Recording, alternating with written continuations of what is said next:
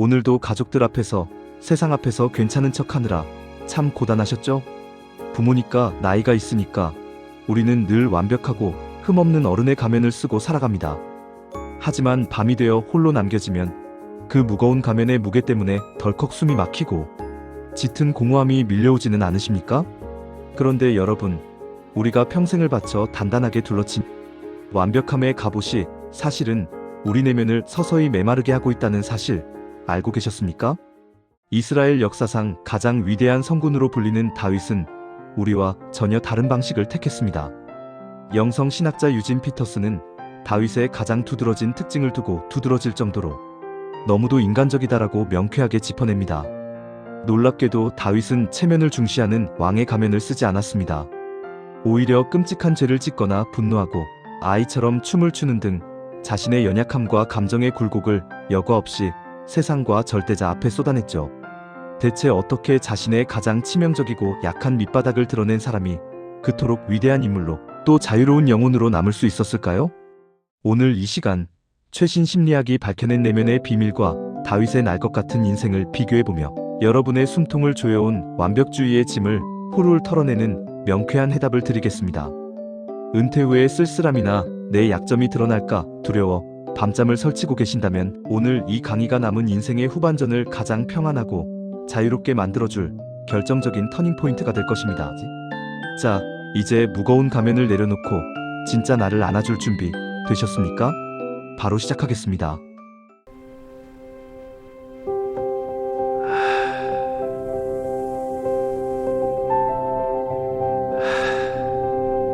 살다 보면 문득 내 밑바닥이 드러날까봐 두려워질 때가 있습니다. 평생 가족을 책임지고 직장에서 버텨내며 우리는 흠잡을 데 없는 어른, 강한 부모라는 마음의 가면을 쓰고 살아왔습니다. 하지만 심리학자 브레네 브라운은 우리가 완벽을 추구하고 가면을 쓰는 진짜 이유는 역설적이게도 나는 부족하다는 깊은 수치심과 두려움 때문이라고 말합니다.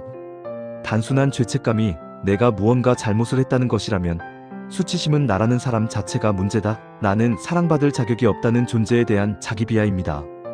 약점을 보이면 사람들이 나를 떠날까봐 우리는 상처받지 않기 위해 두꺼운 갑옷을 입습니다. 성경에는 이 마음 가면의 양극단을 보여주는 두 인물이 등장합니다. 바로 완벽한 제자라는 가면을 썼던 베드로와 가장 인간적인 취약성을 여과 없이 드러냈던 다윗입니다. 박영선 목사님의 저서 하나님의 열심을 보면 베드로를 다루는 장의 제목이 네가 이 사람들보다 더 낫냐? 입니다. 이 제목은 베드로의 심리적 상태를 정확히 꿰뚫고 있습니다. 베드로는 다른 제자들보다 자신이 더 낫고 더 강하며 더 완벽하다는 것을 끊임없이 증명하고 싶어 했습니다. 다른 사람들은 다 주를 버릴지라도 나는 결코 버리지 않겠습니다 라고 장담했던 그의 모습 뒤에는 자신의 나약함, 즉 취약성을 인정하지 않으려는 강박적인 완벽주의의 가면이 있었습니다.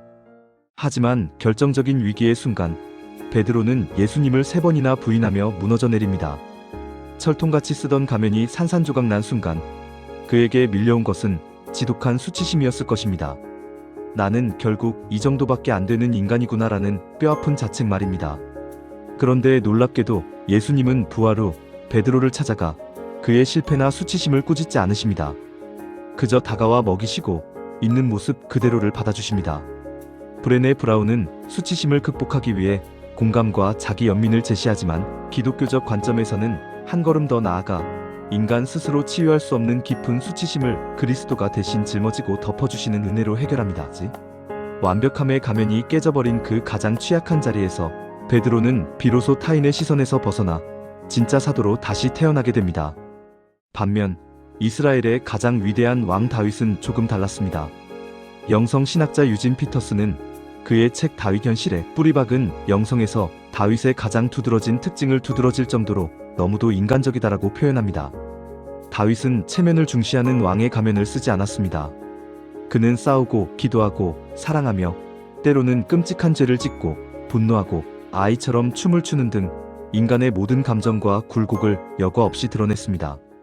브레네 브라운은 우리가 약점을 숨기려 하지만 사실 취약성이야말로 사랑, 소속감, 기쁨, 용기를 잉태하는 원천이라고 말합니다. 다윗은 자신의 수치스러운 죄악과 불완전함 앞에서도 변명이라는 가면 뒤로 숨지 않았습니다. 그는 삶의 한복판에서 자신의 날 것 그대로의 마음을 가지고 하나님을 대면했습니다. 불확실성과 감정 노출을 두려워하지 않고 온 마음을 다해 통곡하고 기뻐했던 다윗의 삶은 그가 얼마나 취약할 수 있는 용기를 가진 사람이었는지를 보여줍니다. 자신의 연약함을 있는 그대로 인정했기에 다윗의 삶은 화석처럼 굳어버린 완벽함이 아니라 펄떡이는 생명력으로 가득 찰 수 있었습니다. 시청자 여러분, 우리는 어쩌면 평생을 베드로처럼 살아왔는지도 모릅니다. 내가 부모인데, 내가 어른인데라며 눈물을 삼키고 실수하지 않으려 스스로를 다그치며 강한 척하는 가면을 쓰고 버텨왔습니다. 하지만 그렇게 마음에 갑옷을 껴입을수록 기쁨도 사랑도 함께 차단되어 우리 내면은 점점 메말라갔습니다. 이제는 다윗처럼 우리의 불완전함을 있는 그대로 안아주어도 괜찮습니다. 나는 완벽하지 않다. 때로는 두렵고 약하다.